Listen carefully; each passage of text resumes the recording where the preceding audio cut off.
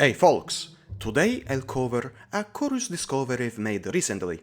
I was browsing myabandonware.com when suddenly I stumbled upon AmsterDoom.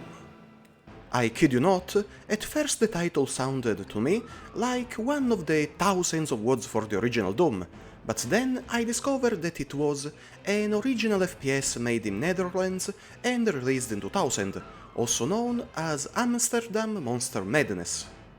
And yes, it's one fine piece of Eurojank. Story: an alien race called the grobbers, who resemble space orcs, have conquered Amsterdam. The United Nations scientists have raised an energy field around the city to contain the invasion, and only one person can pass through the barrier: the player, personally chosen by the President of the United Nations in the intro dubbed in terribly comical English. Thank God you are here. This time, it's them or us, and it better be us. The hole we will create is big enough for just one man to go through, and will stay open for just a few milliseconds. Here is why we need you.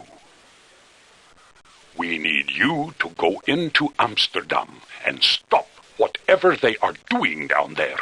The whole of humanity depends on it. Beautiful. So, the game takes place in real locations from the titular city, or at least that's the idea, and it's a basic, very linear FPS with key hunting, switches to activate, and many enemies to kill. The grobbers are divided into 5 tiers, all introduced gradually as the game progresses and armed with our same weapons. However, let's point out this was thought as a family-friendly game. I mean, there's no gore, the enemies are cartoonish, and the overall difficulty at medium is very doable. In fact, I died only 3 times, and not by the hands of my enemies, but for getting stuck in things like this crate, this key altar, and this door.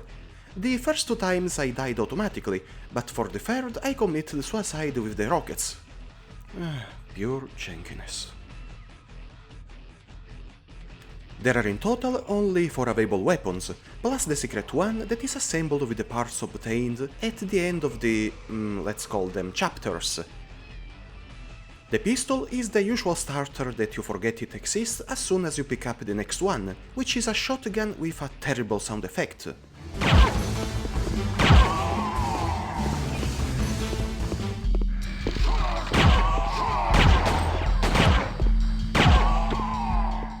Just as the pistol, the next weapon overshadows the shotgun.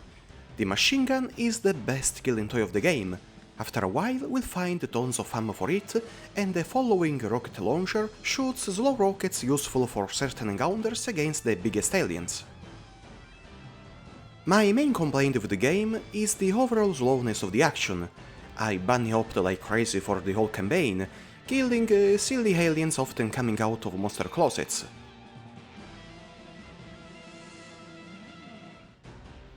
From time to time there's a bit of verticality and some platforming. It's not the worst level design I've ever seen, and by looking at the stats of the end of chapters, every corner seems to be a secret area, though there are still some secret doors openable by bumping into them, or by destroying certain elements of the scenery.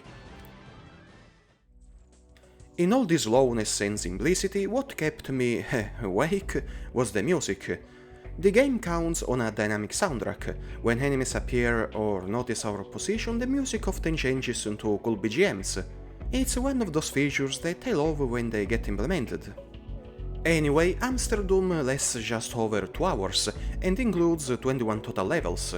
The final one is against the final boss, who's very tough and can be defeated using the secret weapon that is finished assembling for the occasion. And the ending is quite ironic and in line with the general comic spirit of the game. To conclude, AmsterDoom is not an FPS that I highly recommend. To tell the truth, it's rather forgettable. Maybe it's a cult game in its homeland, who knows, but beyond the basic idea that is rather unusual, it doesn't have much to offer. Graphically, it uses a modified version of the Quake 2 engine, and the final result is very dated even for the time of its release. On Windows 10 it runs without too many problems, and I just installed Nglide 2.10 for the occasion, along with the English translation.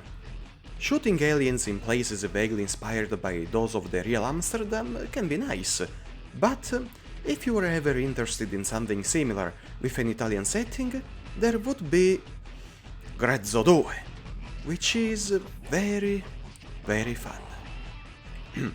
As always, a warm thanks to all viewers, and see you in the next entry.